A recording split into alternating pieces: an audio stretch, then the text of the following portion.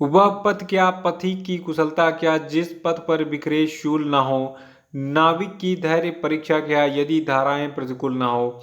देखिए जीवन में जो है सुख और दुख चलते रहता है। मतलब आज आपका अगर अच्छा वक्त चल रहा है तो अचानक से बुरा वक्त भी शुरू हो सकता है। और इस बुरे वक्त में आपको धैर्य रखने की जरूरत है, बिल्कुल फ्रस्ट्रेट होने की जरूरत नहीं है। मतलब आपको डिप्रेशन में नहीं जाना है, आपको पॉजिटिव रहना है और इस कठिन समय से जो है आपको सामना करना है ताकि आपका जो अच्छा वक्त है ये फिर से लौट सके। ठीक है, तो बिल्कुल अपने अंदर जो है पॉजिटिव एनर्जी बनाए रखिए। नमस्कार दोस्तों, आज के वीडियो में डिस्कस करेंगे हम 17 जून के करंट अफेयर पे।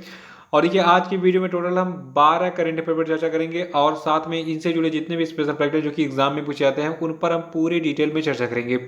और देखिए इस वीडियो के लास्ट में आपसे 5 प्रश्न भी पूछे जाएंगे, तो आपको इन पांचों प्रश्नों के जवाब भी देने, तो शुरू से लास्ट तक वीडियो में बने रहिए। और इस वीडियो को पूरा देखने बाद आप इसकी पीडीएफ फाइल जो है वो भी डाउनलोड कर सकते हैं। नीचे डिस्क्रिप्शन बॉक्स में आपको इस वीडियो के पीडीएफ लिंक मिल जाएगी। और अगर आप इस चैनल पर नए हैं तो चैनल को भी सब्सक्राइब जरूर कर लीजिएगा, साथ में बेल आइकन भी प्रेस कर लीजिएगा और वीडियो को लाइक और शेयर भी कर लीजिएगा। चलिए शुरू करते हैं आज के करंट अफेयर्स को लेकर। सबसे पहले बात कर लेते हैं कल के करंट अफेयर्स में पूछे गए सभी क्वेश्चन पेपर के सही उत्तरों की। देखिए कल क्वेश्चन पेपर का पहला प्रश्न है कि हाल ही में एनसीईआरटी ने किसके सहयोग से रोटरी इंडिया ह्यूमैनिटी फाउंडेशन के साथ जो है ई लर्निंग सामग्री प्रसारित करने के लिए समझौता किया है। तो देखिए एनसीईआरटी ने ये समझौता किया है मानव संसाधन विकास मंत्रालय के सहयोग से। ठीक है, तो ये चीज़ याद रखिएगा। और दूसरा था कि हाल ही में infrastructure leasing and financial services limited यानी कि INNFS ने जो है गुजरात सरकार को कितने प्रतिशत जो है अपनी हिस्सेदारी बेच दी है। तो देखिए इसने भी जो है अपनी 50% यानी कि 50% हिस्सेदारी बेच दी है। तीसरा था कि हाल ही में किस व्यक्ति को 3 साल के लिए जो है लार्सन एंड टूब्रो कंपनी के गैर कार्यकारी चेयरमैन पद पर जो है पुनर्नियुक्त किया गया है। तो देखिए व्यक्ति आपके हैं AM नाइक जी। और चौथा था कि हाल ही में किस कंपनी ने जो है महिंद्रा फाइनेंस के साथ मिलकर वाहन ऋण उपलब्ध कराने का समझौता किया है। तो देखिए इस कंपनी का नाम है मारुति सुजुकी। और पांचवा था कि हाल ही में किस भारतीय को जो है नासा विशिष्ट लोक सेवा पदक से सम्मानित किया गया है। तो देखिए ये भारतीय आपके हैं रणजीत कुमार जी। और आज के रेंडवर का पहला प्रश्न है कि international day of family remittance किस तिथि को मनाया जाता है। तो देखिए जो आपका international day of family remittance है ये 16 जून को हम मनाते हैं हर साल। और 2020 के लिए international day of family remittance की थीम है building resilience in times of crisis. ठीक है, तो थीम और डेट दोनों याद रखिएगा।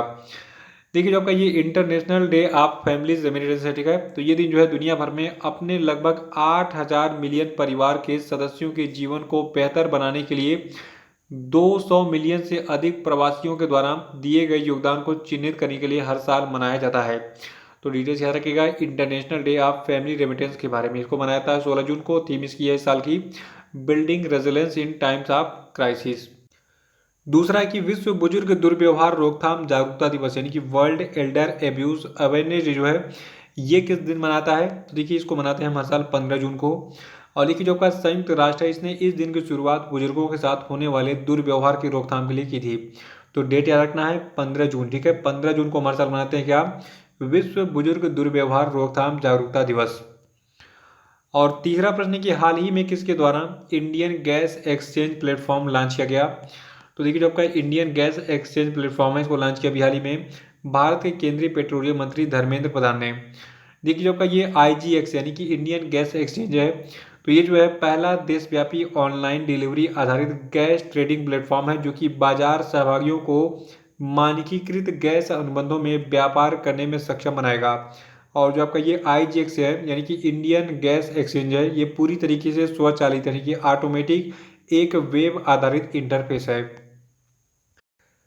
चौथा प्रश्न है कि किस बैंक ने सैलरी खाता ग्राहकों के लिए भी हाल ही में इंस्टा फ्लेक्सी कैश की सुविधा शुरू की है। तो देखिए इस बैंक का नाम है ICICI बैंक। देखिए जो आपका ये सैलरी खाता ग्राहक टर्म है, ठीक है, इसका मतलब क्या है। देखिए अगर आपका ICICI बैंक में अकाउंट है और अगर आप सरकारी नौकरी करते हैं आपकी सैलरी हर महीने इसी बैंक खाते में आती है जो कि ICICI बैंक में खोला है आपने, तो आप बन गए ICICI बैंक के जो है सैलरी खाता ग्राहक। और अभी अभी हाल ही में आप ही के लिए ICICI बैंक ने जो है इंस्टा फ्लेक्सी कैश की सुविधा शुरू की है। और ये सुविधा क्या है, देखिए आपको बता दूं जो आपका ये इंस्टा फ्लेक्सी कैश की सुविधा है, ठीक है, इसके माध्यम से अगर आप इसके कस्टमर हैं, सैलरीड कस्टमर है, ठीक है, यानी कि सैलरी खाता ग्राहक है, तो आप जो है बिना डॉक्यूमेंट दिए बैंक शाखा पर बिना जाए बिना जो है आप इंटरनेट बैंकिंग प्लेटफॉर्म के माध्यम से जो है तुरंत ऋण की जो सुविधा का लाभ उठा सकते हैं इस इंस्टा फ्लेक्सी कैश सुविधा के माध्यम से। और देखिए जो आपका आईसीआईसीआई बैंक है, इसके सीईओ हैं वर्तमान में संदीप बख्शी जी। हेडक्वार्टर इसका मुंबई में स्थित है। इसकी स्थापना industrial credit and investment corporation of India ने की थी 1994 में गुजरात के बड़ोदरा में। पांचवा प्रश्न है कि हाल ही में किस राज्य सरकार ने एथलीट हिमा दास का नाम जो है राजीव गांधी खेल रत्न पुरस्कार के लिए खेल मंत्रालय को भेजा है। तो देखिए ये एथलीट आपकी जो हिमा दास है, ठीक है, ये असम से बिलोंग करती हैं और इसीलिए असम की सरकार ने अभी हाल ही में जो आपकी हिमा दास हैं इनका नाम भेजा है राजीव गांधी खेल रत्न पुरस्कार के लिए खेल मंत्रालय को। देखिए जो आपकी असम की ये हिमा दास जी हैं, ठीक है, इनको धिंग एक्सप्रेस के नाम से जानता है क्योंकि इनका जो जन्म है ये असम के धिंग गांव में हुआ था। ये असम के धिंग गांव की रहने वाली हैं। वर्तमान में इनकी उम्र जो है 20 साल है केवल। और देखिए इस साल इनको जो है शायद हो के मिल जाए खेल रत्न पुरस्कार, और ये इस पुरस्कार के लिए नामित होने वाली इस साल की सबसे युवा खिलाड़ी है, ठीक है। देखिए आपका राजीव गांधी खेल रत्न पुरस्कार है, ये भारत में दिया जाने वाला सबसे बड़ा खेल पुरस्कार है और ये प्रति वर्ष खेल एवं युवा मंत्रालय के द्वारा प्रदान किया जाता है। छठवां प्रश्न है कि हाल ही में चुनाव आयोग ने बिहार विधान परिषद की रिक्त हो रही कितने सीटों पर जो है 6 जुलाई 2020 को चुनाव कराने की घोषणा की है। तो देखिए 6 जुलाई 2020 को बिहार विधान परिषद की कुल 9 सीटों पर जो है चुनाव होगा। तो सीटों की संख्या याद रखिएगा और डेट याद रखना है कब ये चुनाव होगा, ठीक है।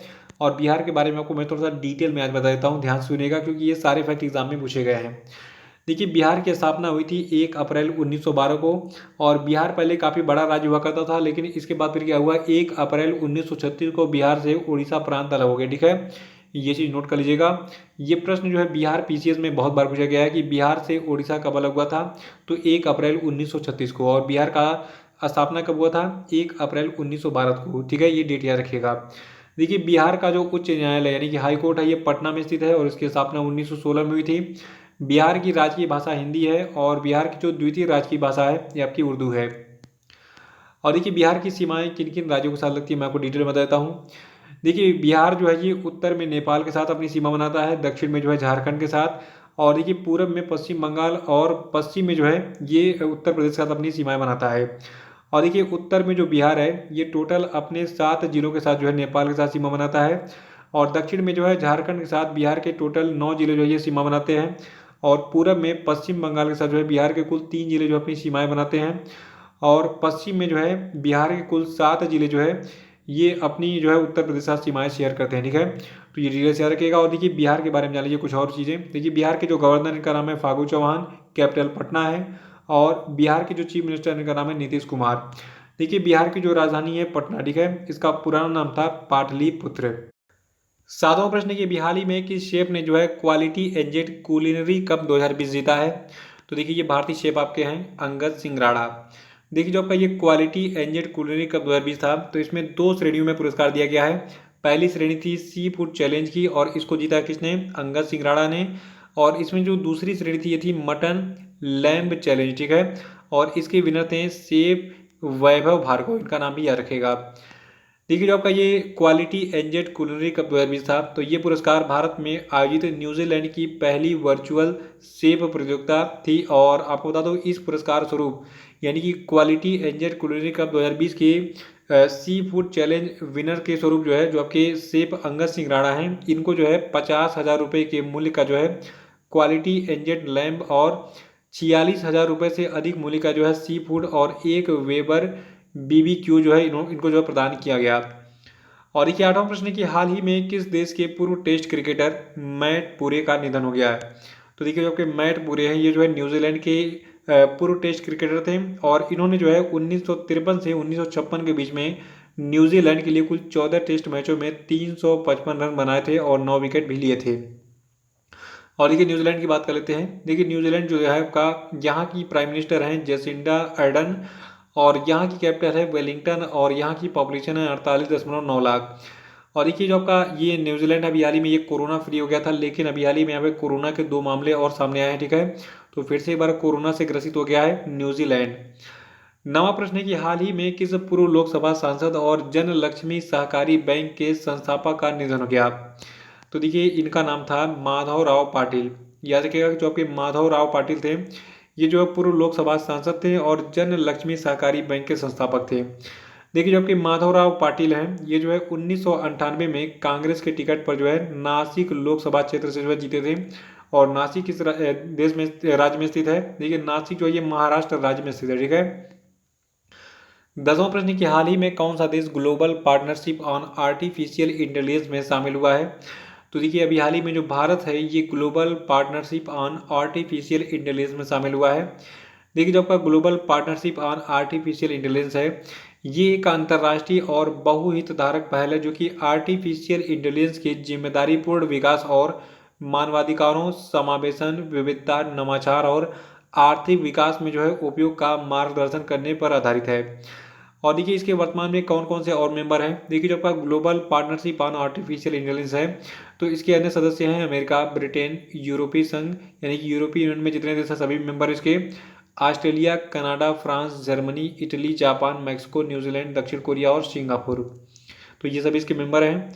11वां प्रश्न है कि हाल ही में किसने जो है micro small and medium enterprises यानी कि एमएसएमईज के लिए जो है सुरक्षा सैलरी अकाउंट सेवा शुरू की है? तो देखिए अभी हाल ही में जो आपका एयरटेल पेमेंट बैंक है इसने शुरू किया है micro small and medium enterprises के लिए सुरक्षा सैलरी अकाउंट। और ये सुरक्षा सैलरी अकाउंट क्या डिटेल में सुन लीजिए।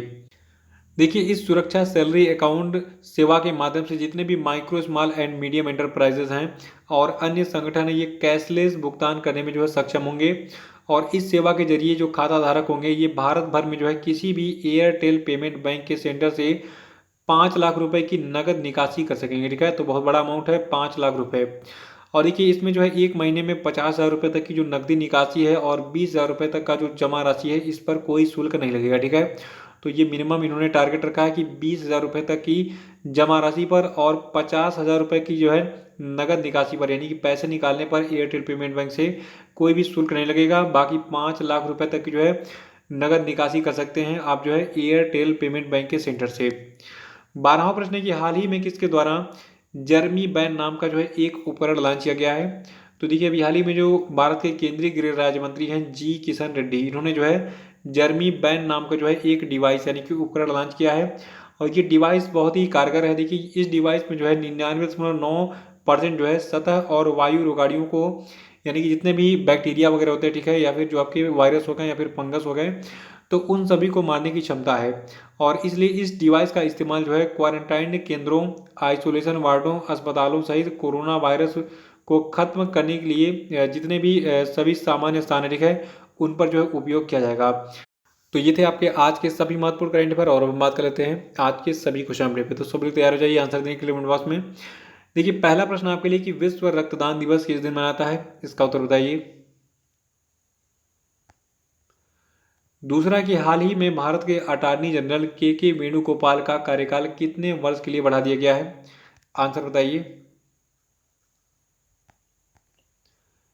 तीसरा कि किस राज्य ने कोविड-19 के समुदाय प्रसार यानी कि कम्युनिटी स्प्रेड की जांच करने के लिए घर घर निगरानी मोबाइल एप्लीकेशन लॉन्च किया है? उत्तर बताइए इसका। और चौथा प्रश्न है कि अभी हाल ही में भारत के किस सबसे उम्रदराज क्रिकेटर का 100 साल की उम्र में निधन हो गया? इसका नाम बताइए। देखिए इनके बारे में अगर डिटेल में जानना तो कल का वीडियो देखकर उसको रिवाइज कर डालिएगा। और पांचवा प्रश्न आपके लिए कि हाल ही में बॉलीवुड के किस चर्चित अभिनेता ने जो है अपने घर पर खुदकुशी कर ली? इनका नाम बताइए। देखिए ये काफ़ी चर्चा में बने हुए हैं और बहुत दुख की बात है इन्होंने आत्महत्या कर ली। तो इसी प्रश्न के साथ आज का करंट अफेयर समाप्त होता है। कल फिर मिलेंगे कल के करंट अफेयर के साथ। वीडियो को लाइक करके इसको शेयर कर दीजिएगा। जो लोग नए हैं वो चैनल को सब्सक्राइब भी कर लेंगे। साथ ही हमारे सभी सोशल मीडिया की लिंक आपको मिल जाएगी नीचे डिस्क्रिप्शन बॉक्स में, वहाँ पे क्लिक करके इनको ज्वाइन भी कर लीजिएगा। तो इसी के साथ बहुत बहुत धन्यवाद। Thank you and have a nice day.